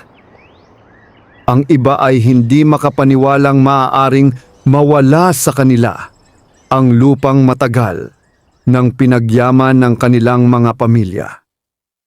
Sa gitna ng lahat ng ito, nanatiling kalmado si Tatay Lito. Ngunit sa kaibuturan ng kanyang puso, nararamdaman niya ang bigat ng sitwasyon. Hindi lamang sarili niyang bukid ang nakataya, kundi ang kinabukasan ng buong komunidad. Isang umaga ay ipinatawag ni Kapitan Marcelo ang lahat ng residente sa plaza. Halos walang maiwang tao sa kanilang mga bahay. Maging ang matatanda at kabataan ay dumalo. Tumayo ang kapitan sa gitna ng mga tao. Mga kababayan, panimula niya, kinumpirma ng mga abogado ng munisipyo na may ilang bahagi ng dokumento na kailangang siyasatin. Nagkaroon ng bulungan. Ipinagpatuloy niya. Hindi pa tapos ang usapin. Bahagyang gumaan ang pakiramdam ng ilan. Ngunit hindi pa rin nawawala ang kanilang pangamba. Pagkatapos ay tumayo si Don Emilio. Tahimik ang lahat habang pinagmamasdan siya. Magalang ang kanyang tindig, ngunit matigas ang kanyang mga mata. Ayokong isipin ninyong kalaban ninyo ako. May ilang nagkatinginan. Ang hangarin ko lamang ay kaunlaran, ngunit walang sumagot. Dahil sa mga nakaraang linggo, marami na ang nakadama na may iba siyang layunin. Nang matapos ang pagpupulong, lalong bumigat ang isip ng mga residente. Kinagabihan, nagtungo si Tatay Lito sa ilalim ng matandang balete. Tahimik ang paligid. Tanging mga kuliglig at mahinang hangin ang maririnig. Naupo siya sa isang malaking ugat. At gaya ng dati, hindi nagtagal ay nagpakita si Doro. Ngunit iba ang anyo nito ngayon. Mas seryoso, mas tahimik. Parang may mabigat din itong iniisip. Nagsisimula na ang pagsubok. Tahimik na tumango si Tatay Lito. Nararamdaman ko, naglakad si Doro patungo sa puno. Pagkatapos ay inilapat nito ang maliit na kamay sa katawan ng balete. Biglang nagliwanag ng bahagya ang mga ukit sa balat ng puno. Nanlaki ang mga mata ni Tatay Lito. Ngayon lamang niya nakita iyon. Doro, ngumiti ng bahagya ang duwende. May panahon nang malaman mo ang buong katotohanan. Tahimik na nakinig si Tatay Lito. Ang kariton ay hindi basta regalo. Tulad ng sinabi mo noon, tumango si Doro. Matagal nang inaalagaan ng aming lahi ang biyayang ito. Napatingin si Tatay Lito sa kariton na nakaparada malapit sa puno. Maraming taon na ang nakalipas. May isang katulad mong tao. Naging interesado siya. Isa rin siyang magsasaka? Oh, tahimik na tumango ang duwende. Isa siyang taong nagbigay ng higit kaysa sa kanyang tinatanggap. Nagpatuloy ito. Nang dumating ang panahon ng matinding taggutom, ginamit niya ang biyaya upang iligtas ang maraming pamilya. Nakinig si Tatay Lito ng mabuti. Ngunit dumating din ang araw na kinailangan niyang mamili. Mamili? Tumango si Doro. Sa pagitan ng sarili niyang kapakanan at kapakanan ng iba. Napaisip si Tatay Lito, parang may kahulugan ng kwento at unti-unti niyang nauunawaan kung bakit. At ano ang kanyang pinili? Napangiti ang duwende, ang kapakanan ng marami. Tahimik na napatingin si Tatay Lito sa malawak na baryo. Nagsisimula na niyang maunawaan ng babala. Samantala, sa kabilang panig ng baryo, nagpulong si Don Emilio at ang kanyang mga abogado. Nakakalat sa mesa ang mga dokumento. Mapa, kasunduan, mga lumang talaan ng lupa. Isa sa mga abogado ang nagsalita. May paraan pa upang makuha natin ang lugar. Napatingin ang negosyante. Paano? Kung mapapatunayan nating may nakatagong likas yaman sa lugar, maaring mapasailalim ito sa espesyal na paggamit. Tahimik si Don Emilio. Tiyak ba kayo? Hindi pa. Naging interesado siya. Ano ang nakita ninyo? Binuksan ng abogado ang isang lumang talaan. Nakasaad dito na maraming dekada na ang nakalipas. May mga ulat tungkol sa isang bukal sa ilalim ng lugar ng matandang balete. Napakunot noo si Don Emilio. Bukal? Tumango ang abogado. At kung totoo ito, maaring napakahalaga nito. Dahan-dahang sumandal si Don Emilio. Sa kanyang isip ay umiikot ang mga posibilidad. Mas malaking kita, mas malaking kapangyarihan, mas malaking kontrol, At sa bawat sandaling lumilipas, lalo niyang nakikita ang matandang Balete bilang susi sa lahat. Kinabukasan ay nagtungo siya roon. Mag-isa, tahimik niyang pinagmasdan ang napakalaking puno. Hindi niya alam kung bakit, ngunit habang nakatayo siya sa ilalim nito, parang may kakaibang pakiramdam siyang nararanasan. Parang may mga matang nakatingin sa kanya. Parang may hindi nakikitang presensyang nagmamasid. Napailing siya. Hindi siya naniniwala sa mga pamahiin. Ngunit hindi niya maikakaila ang kakaibang pakiramdam. Pag-alis niya, hindi niya napansin ang isang maliit na nilalang na nakatayo sa likod ng malaking ugat. Tahimik itong nakamasid. At nang mawala si Don Emilio sa paningin, muling lumitaw si Doro.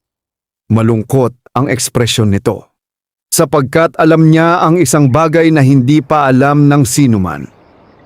Ang matandang Balete ay hindi lamang tahanan ng mga duwende. Ito rin ang pinagmumulan ng mahiwagang biyayang nagpapasigla sa lupa, sa mga pananim, at sa buong baryo. At kung tuluyang masira o maagaw ang lugar na iyon, maaaring mawala ang biyayang matagal ng nagpoprotekta sa komunidad. Kinagabihan, habang natutulog ang buong baryo, may isang kakaibang pangyayari. Nagkaroon ng mahinang pagliwanag sa paligid ng matandang Balete. Unti-unting lumiwanag ang mga ugat nito. Maging ang kariton ay naglabas ng mapusyaw na gintong sinag. At sa unang pagkakataon mula nang matanggap ni Tatay Lito ang biyaya, may isang tinig na narinig mula sa kailaliman ng puno. Isang sinaunang tinig. Mahina, ngunit malinaw.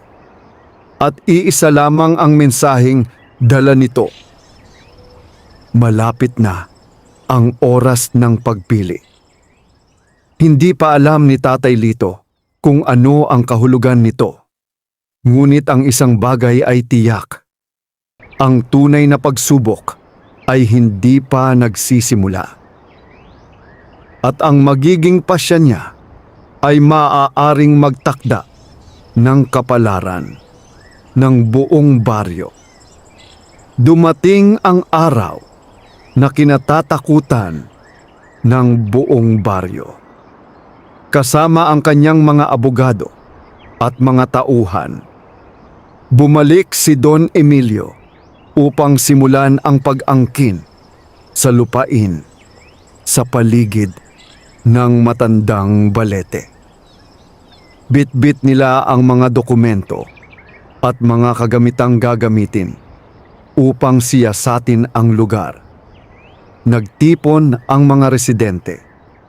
Naroon sina Kapitan Marcelo, Mang Cardo, Aling Rosa, Ben, Lina, at si Tatay Lito. Tahimik ang lahat. Nakatayo si Tatay Lito sa ilalim ng matandang Balete habang pinagmamasdan ang mga taong umaasang maililigtas ang kanilang baryo.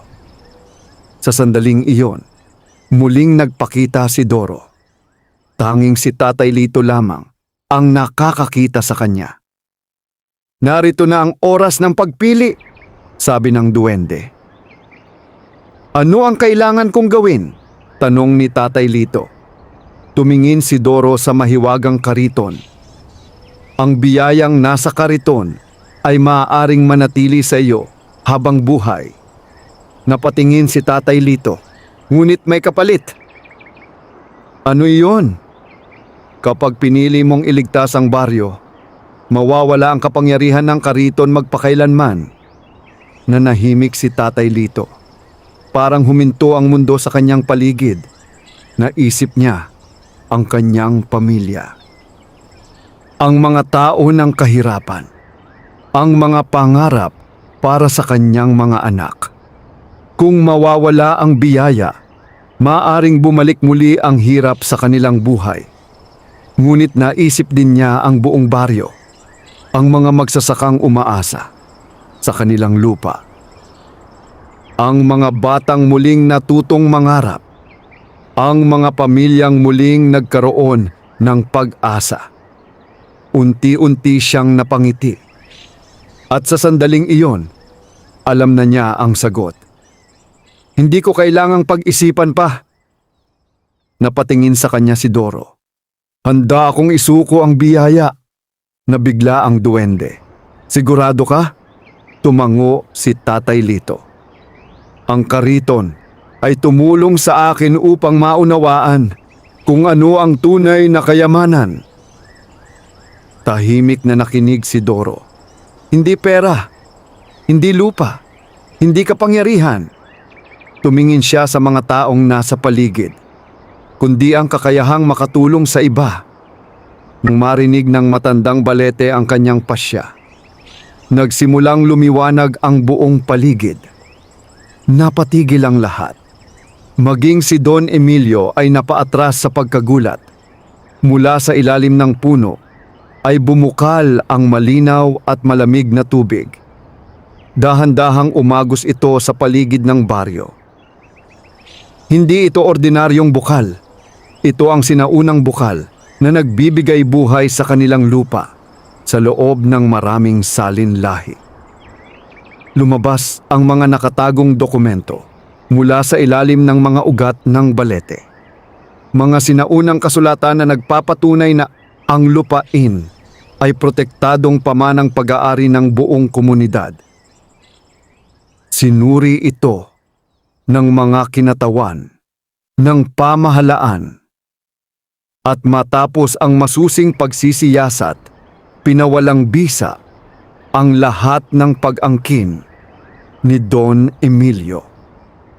Nailigtas ang baryo.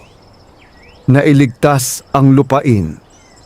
Nailigtas ang matandang balete. Ngunit kasabay nito, unti-unting naglaho ang gintong liwanag ng kariton. Nawala ang hiwaga nito. Muli, itong naging isang ordinaryong kariton na gawa sa kahoy. Tahimik na pinagmasdan iyon ni Tatay Lito. Wala siyang naramdamang pagsisisi. Sa halip, may kakaibang kapayapaan siyang nadama. Lumapit si Doro. Ngayon ay may ngiti sa mukha nito. Natapos na ang iyong pagsubok at nawalan na ako ng biyaya, sagot ni Tatay Lito. Umiling ang duwende. Hindi! Napakunot noo siya. Wala na ang mahika. Ngunit nasa iyo pa rin ang pinakadakilang biyaya. Ano iyon? Tumingin si Doro sa baryong puno ng masasayang tao. Sa mga batang naglalaro. Sa mga magsasakang nagtutulungan. Sa mga pamilyang may pag-asa. Ang pagmamahal at paggalang ng buong komunidad. Napangiti si Tatay Lito. At noon niya napagtanto na tama ang duwende. Lumipas ang mga taon. Nagtapos sa pag-aaral sina Ben at Lina. Naging matagumpay sila dahil sa sipag tiyaga at mga aral na natutunan nila sa kanilang mga magulang. Patuloy namang umunlad ang baryo. Ang bukal mula sa ilalim ng balete ay nagbigay ng sapat na tubig para sa mga bukirin. Dumami ang ani. Lumakas ang kabuhayan. At naging huwaran ang kanilang komunidad sa buong lalawigan. Tungkol naman kay Don Emilio, natutunan niya ang isang aral na hindi kayang ituro ng kayamanan. Humingi siya ng tawad sa mga taga-baryo. At kalaunan ay tumulong din sa pagpapaunlad ng ibang komunidad nang walang hinihintay na kapalit. Isang hapon, maraming taon nang lumipas, umupo si Tatay Lito sa ilalim ng matandang balete. Matanda na siya noon. Maputi na ang kanyang buhok, ngunit nananatili ang kanyang mabuting ngiti. Sa tabi niya ay naroon ang lumang kariton. Ordinaryong kariton na lamang. Ngunit para sa kanya, ito ang pinakamahalagang bagay na minsang dumating sa kanyang buhay. Biglang umihip ang banayad na hangin. At sa pagitan ng mga ugat ng balete, tila may nakita siyang isang maliit na nilalang na nakangiti. Kumindat ito bago tuluyang naglaho. Napangiti si Tatay Lito. "Maraming salamat, kaibigan." Tahimik na gumalaw ang mga dahon ng balete. Parang sumasagot. At habang papalubog ang araw sa abot tanaw, napuno ng gintong liwanag ang buong baryo. Isang baryong natutong ang tunay na himala ay hindi nagmumula sa mahika, kundi sa kabutihan ng puso, pagkakaisa at pagmamahal sa kapwa. Wakas.